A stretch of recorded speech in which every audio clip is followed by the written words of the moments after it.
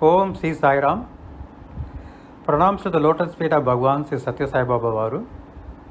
Thank you all for giving me an opportunity to speak about Swami, briefly my experiences for the last 17 years.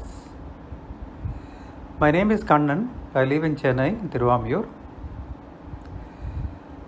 I am practicing pranic healing, distance pranic healing, as a service with unconditional love.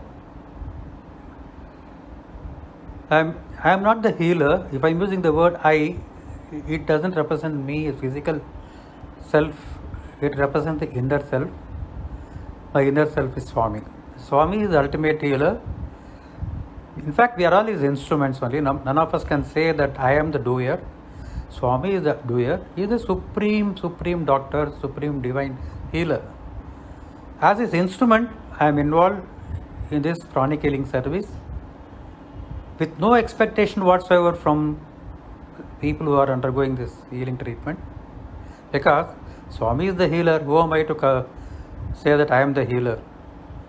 I am doing this with unconditional love and service, prema and seva.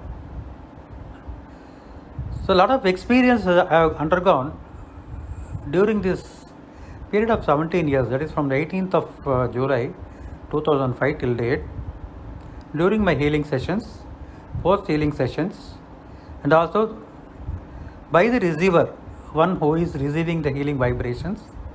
They have experienced Swami, whether they were Swami devotees or non-devotees. So I don't want to extend further about the healing, because if I talk about healing, it takes a lot of time, and I need to justify my time given to me by doing something which is more important and relevant to all of us. First and foremost, as a Swami devotee, we all chant Om, Omkaram. We begin the day with Omkaram 21 times, followed by Sai Gayatri, and meditation, pranayama, then meditation, Jyoti meditation as prescribed by Swami. To start with Omkaram. Om is a pranava mantra. Without prefixing Om, there is no value for any mantra. Like Om Bhur Bhuvasvaha, Gayatri mantra, prefixing with Om. Yom Namasmaran Om Sri Sai Ram. Instead of saying Sai Ram, Om Sri Sai Ram, we can call as a Sai Ram to any of the Sai devotees.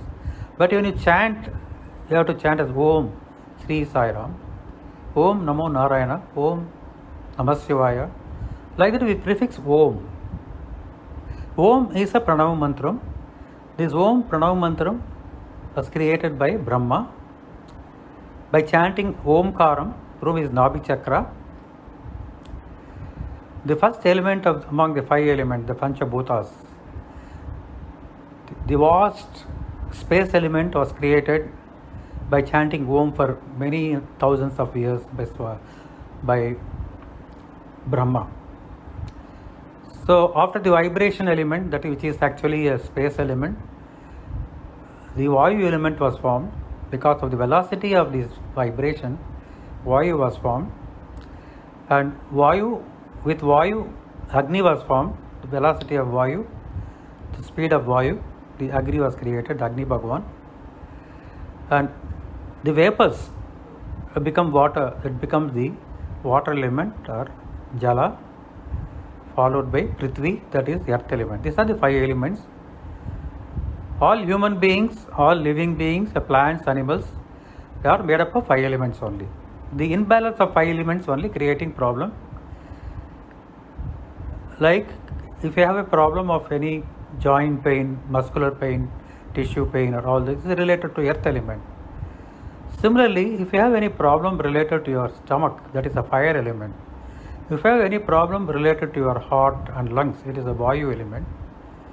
If you have any problem related to abdomen, it is actually Varuna Bhagavan, is water element. And anything related to these five sense organs, Jnanendriyas, it is related to space element. So these are all the five elements, And why we chant 21 times?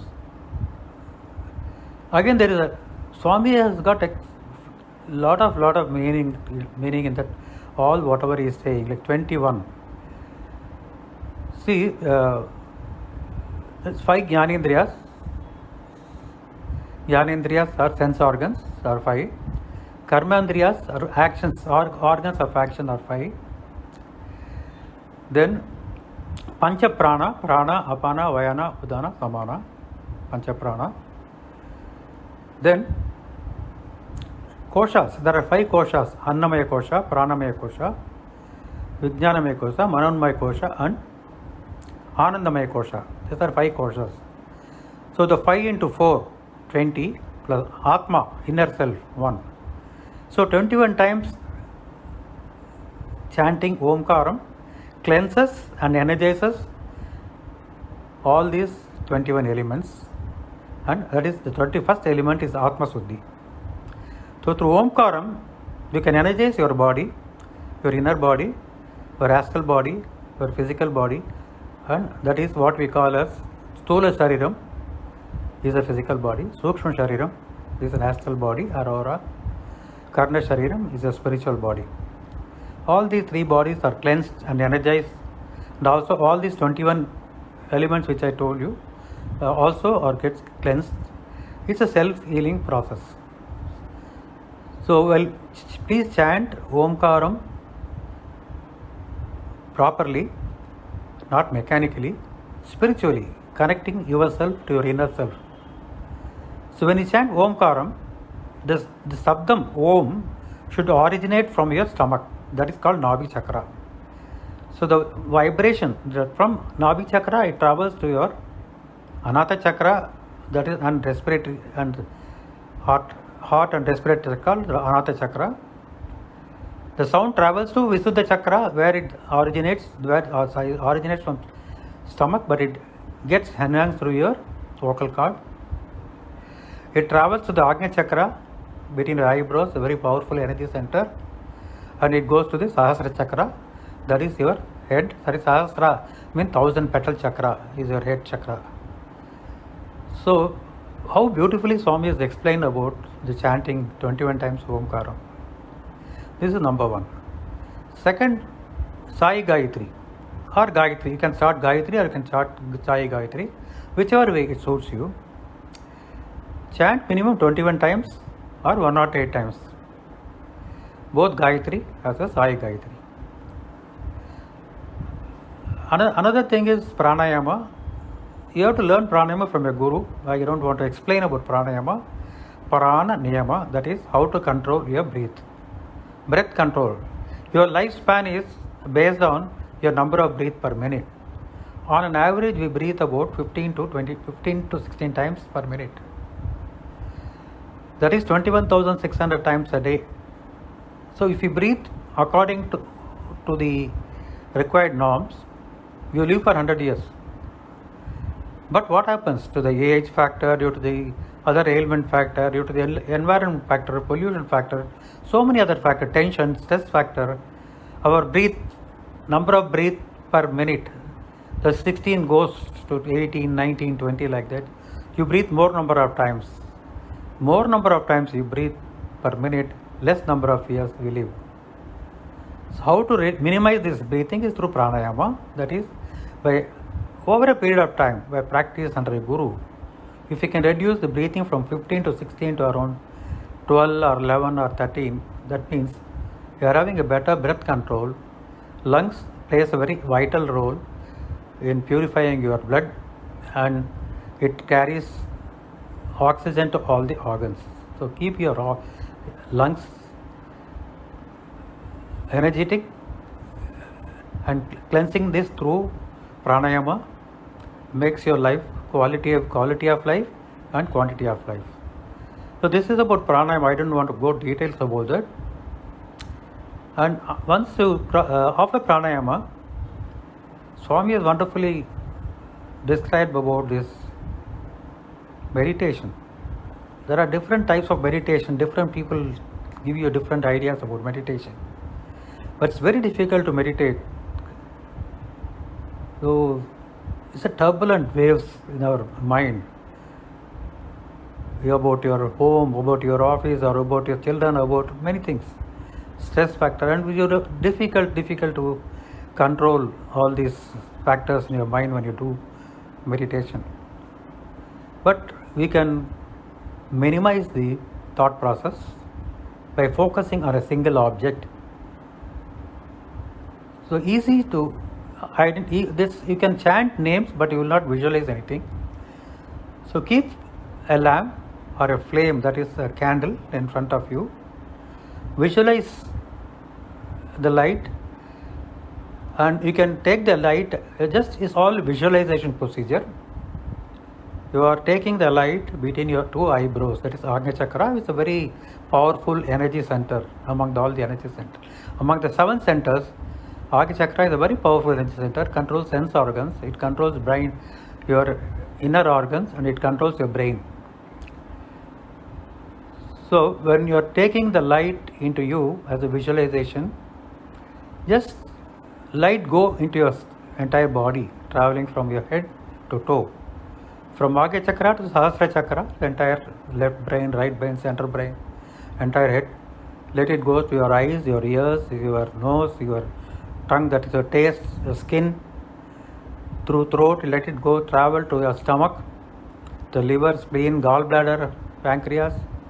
Let it go down, that illumination, that light goes down to the abdomen or your reproductive organs, kidneys, prostate, and so many other organs, kidneys, etc. And let it go to your Muladhara Chakra, that is your spine. From spine it goes to the right side leg, left to right, again left. Again you are taking, visualizing the light to enter through the Muladhara Chakra, that is your spine end. Again take it to your heart and keep it with your heart. Visualize that brilliant illumination, and this illumination is nothing but you are focusing on Swami. That illumination, that inner illumination is Swami. This external illumination, how to take the external illumination to the inner illumination is the process. So visualize Swami in that illumination, in that lamp or the candle. Let it go to yourself, your family members, expansion of love. The expansion of the flame is nothing but expansion of love. This flame goes to you, goes to your family members, goes to all the neighborhood, your friends, your family, your enemies. Like that it goes all over, wherever you feel your friends and relatives around all over the planet. So you are expanding this illumination or the flame across yourself, within you, across your locality, your city, your state, and our country. Not within the, even outside the country, mind has no boundary. You can visualize that any of your relative who is suffering, maybe living in US or Europe or any part of the country, you can visualize that the illumination, this flame goes to him also. So this illumination, I don't want to say further about, because it will take long time if I talk about this procedure. You can all go through the Swami's teachings, and also there are YouTube channels about this illumination, about Jyoti meditation. So when you practice this as a sadhana every day, this is not something to do on Swami's birthday, Swami Aradhan day or Vinayak Chaturthi, or any festival day or Thursday or something like that. Any spiritual sadhana has to be practiced regularly and every day. Keep a time, allot a time, 24 hours we have. Keep 30 minutes for your own. It's not for, you're not doing any, you are not doing any help others, you are doing help for your own self. You are allocating the time for your own self. There is no sacrifice here. There is no selfish here. It is all selfless. So please practice this sadhana, spiritual sadhana. So before we do practice all this spiritual sadhana,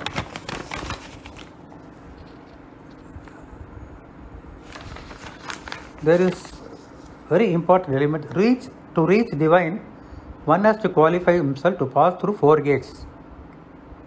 What are the 4 gates? Shama, the self-control. Vicharana is an inquiry. Tripti, contentment. Satsang, a good company. Most important thing is satsang. You are known to others by the whom you are moving with. Always keep a good company, good satsang, so that you get a lot of goodness from the other person, he takes goodness from you. If you keep a bad element among you, within you, besides you, there are chances that the bad elements may penetrate into you in your mind also. So keep a good company. Contentment. This is what required. Swami says ceiling on desire. Ceiling on desire is you have to reduce your wants. What is very essential, next essential, what is important. A lot of unimportant things comes to the mind, it becomes a desire. To unfulfilled desire becomes dissatisfaction, which leads to depression. So let us control our desire, then you will get contentment. Enquiry. Enquiry is nothing but self-enquiry, enquiry about your friends, enquiry about the environment where you are living. God has given the human beings only what is good, what is the discrimination power. He is given only to bestow to human beings. Use this enquiry, and most important thing is self-control. This is what is a major, very difficult task. Self-control. Unless you have a control, how can you talk to your family members, your friend, your son, your relative about self-control? You follow the self-control, then you set an example before you talk about principles. So these are all prescribed by Swami. I am only repeating what Swami said. Another important thing I would like to share with you is about, I'm not sharing any experience because of time factor. Maybe next time I will share some of the Swami's divine experiences during a healing procedure. Food and spirituality. If you are a Swami devotee, you have to be a vegetarian. Swami doesn't believe in nationality, community, religion, subsect and other religions. All are one. Swami is all religion. There is only one religion, religion of love. But Swami believes that in one category of human being, strict vegetarians. You have to be vegetarian, that too a sattvic vegetarian. When you take sattvic food, you get sattvic guna. When you take rajasic food, you get rajasic guna. When you take a tamasic food, you get a tamasic guna. These are the three gunas. So what is sattvic food? Sattvic food comprises of less salt, less chili or less spicy. What is required for our health, like proteins, carbohydrate, little bit of carbohydrate, less carbohydrate, more proteins and more vitamins, like all rich in minerals, like vegetables, green vegetables. And we should reduce the quantity of milk, salt, white rice, white flour and sugar. When you reduce all these things and when you take a strict vegetarian food, your mind becomes sattvic. Because your intake is sattvic, your mind also becomes sattvic. If you are a spiritual aspirant, please practice a strict vegetarian diet with sattvic food. So food has got a lot of relevance to spirituality. So once again I am repeating, spirituality is something which awakening your inner self. Spirituality, spirit in you. How to awaken the spirituality is self-realization. The self-realization is a very big subject. No, I is an ego. Let us not use the word I. Let us follow Swami's principles of human values, Shanti, Prema, Satya, Ahimsa, Dharma. These are the basic human values. And follow Omkar, 21 times chanting. Followed, I explained to you why 21. Then chant Omkar, this Kali Yuga, Namasmaranam is enough. There is no big meditation and all required. Namasmaranam and followed by Sai Gayatri, 21 to 108 times, depending upon your availability of time.